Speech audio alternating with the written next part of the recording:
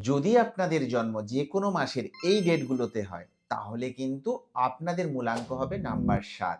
আর number ৭ ব্যক্তিদের ক্ষেত্রে ২০২৫ সাল কিন্তু আপনাদের জীবনে বড় পরিবর্তন নিয়ে আসতে চলেছে।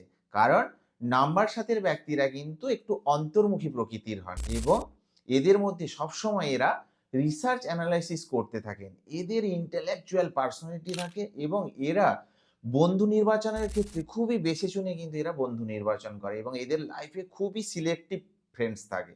তাছাড়া এদের একটা সময় এরা অনেকটা স্পিরিচুয়াল এর দিকে এরা এগিয়ে যায় এবং এদের ইনটিউশন পাওয়ার খুবই কিন্তু স্ট্রং হয়। এই ২০২৫ সালে কিন্তু নাম্বার ৯ এর এনার্জি অ্যাক্টিভ থাকবে। আর এই এনার্জি কিন্তু আপনাকে কমফোর্ট জোন থেকে বের করে নিয়ে এসে নতুন কিছু করার অনুপ্রেরণা যোগাবে। আপনি এই সময় নতুন কিছু করার এক্সপেরিমেন্ট করবেন। তো এই বছর বিশেষ করে আপনাকে কিন্তু হেলথের বিষয়ে একটু খেয়াল রাখতে হবে। বিশেষ করে যোগা, মেডিটেশন, ধ্যান আপনার জন্য খুবই উপকারী হবে।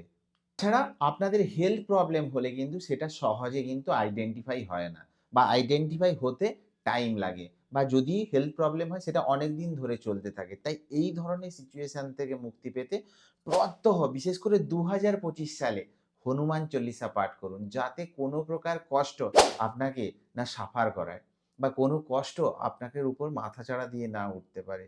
আর তাছাড়া ২০২৫ সালে কিন্তু আপনাদের জন্য অনেক, অনেক গুড লাক, অনেক ব্লেসিং কিন্তু নিয়ে আসছে এই ২০২৫। তাই ভালো থাকুন। রাধে, রাধে।